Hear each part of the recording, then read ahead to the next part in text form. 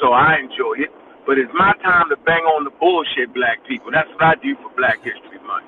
So my thing is I'm banging on Coup de Moutoir for playing the alien game debauchery on black people. Simple as that. Simple as that. Like what he left in the world about the aliens and the reptilians is disrespectful. It's disrespectful. So, if you trying to play that game, right? Oh, yo, nah, I don't want to hear that. Don't play with me. Pickle Man. Boy, that's it. You start talking about Pickle Man and the reptilians, ain't no scholarship in that, bro. So, nope. So what about Planet X and all that stuff, man? Wait. You banging on that too? The flying alligators. Hold on, guys. Hold on. Wait, can I ask my question before Bobby go in? Okay. I ain't going in. Not going in. Because, you touching on something I want to say. So, go ahead. A Star. A Star, you one of my favorite in these YouTube streets. Stop it. You one of my favorite in these YouTube streets.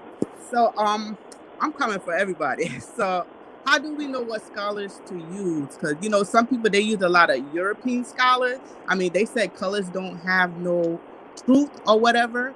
But I'm just putting out there, how do we pick our scholars? I didn't know Asal was on here. What's up, Asal? What's up, Bobby Blue Bland?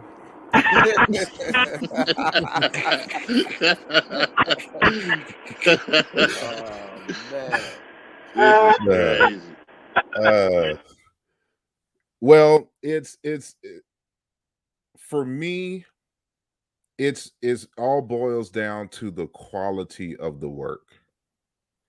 It's the logic of the arguments. It's the flow of the narrative and the deeper points that they're trying to make. It's the quality of the source material that they use. And if, for example, and this goes back to logic again, does the conclusion necessarily follow or the result of the premises which led to the conclusion? And some of this stuff, I know I'm using these words and some of this stuff may be relative, but it's really just, again, based on the quality of the work. And so now it becomes, okay, what is quality? That really just depends on the subject matter in which you are interested in, and it's just one of those things that you would really have to take just some courses on research methods. And once you start taking courses and just reading text on research methods in general, and then research methods in the field of study in which you're interested in, then that will help you to get a better sense of who is a quality scholar and who is not. Because now you have a basis in which to measure and a framework in which to contextualize the way that a particular scholar, puts forth their arguments and their depth of knowledge, on the subject matter and the like. So, at some point it's just going to become intuitive. You'll just recognize good scholarship when you see it. And so I'm not the kind of person that is like, you should listen to this person, listen to that person. I can tell you who you definitely should just drop, if their name comes up. But, of course, that's my opinion. And, you may need to learn that lesson. No. I ain't letting you off the hook, Asar. You got to name that name. Nah, you got to name that name. Come on. Hell no, Garfield stupid. No. Everybody quiet. No, Asar, you got to say that name. Nah, no, bro, it just depends on the subject matter. I'm not saying anyone in particular.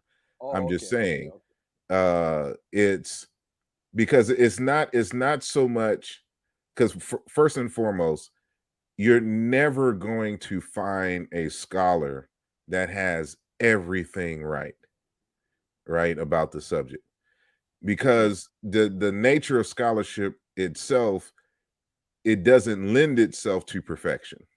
So you can't expect perfection from from the scholarship, because you're researching. The purpose of you researching is to expand our knowledge base, and that's going to require some speculation on your part. And it may turn out in the future that this was not accurate, whatever you were speculating on. That doesn't mean that they're a bad scholar. So you're going to also have to keep in mind context, available resources, and available knowledge of the time when you're evaluating a scholarship, cultural orientation, there's just a lot of factors that go into it in terms of what is a good and quality scholarship. But for me, in terms of scholarship, there's a level of integrity that you have to have. Like what about the subject of the etymology of the word Yahweh? You just have to be knowledgeable about the subject. You can't be Are you this is my knowledgeable, thing. sir? Yes, I'm very knowledgeable on this subject. Who's not knowledgeable? I've been studying this for a number of years, and the problem is that you have individuals who just hear a conclusion and don't know much about the subject itself or the field of study which is involved. This is a linguistic study. You have to be grounded in linguistic research and in things to even be able to critique, the means.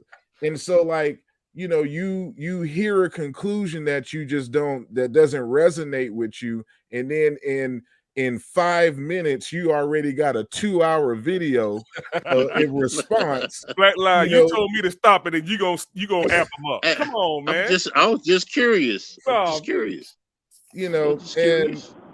it's this is what I mean by integrity, because integrity will force you to say, you know what, I don't know. That's the heart of being a good scholar, is knowing when you don't know something, and that it's time for me to kind of review some literature and review some arguments. Because when it comes to this etymology of the word Yahweh, one of the first things that I noted is that no one has a grasp on the meaning. And this is why I cited all these sources showing you that when you read, they provide suggestions, but there are many suggestions on the name. Sorry, it's Garfield. Let me cut you and say this. How many people? I was watching your show when you had probably 100 and probably 120, between 110, 120 people watching. How many people who was watching your presentation, part 1 or part 2, you think actually knew that Yahweh didn't have a definite definition? How many people you think out of the 120 would have known that? When I do my, and unless I explicitly state, when I do my presentations, I expect you to know nothing. That's just how I design my programs. So that's why I provide the text that's, or just based on my research. Damn alarm again. In terms of, letting people know that there is no real consensus, or at least what I would consider consensus. And I always have to tell people there's a difference between a popular opinion and consensus. Yep. Yeah, sorry. I'm sorry. Go ahead. My bad. Consensus. Hold on, Thunder. Hold on 1 second. Yeah, my bad. Okay. Yeah. For me, consensus is tabulating the conclusions of the people who actually did the experiments or study. Facts. Right?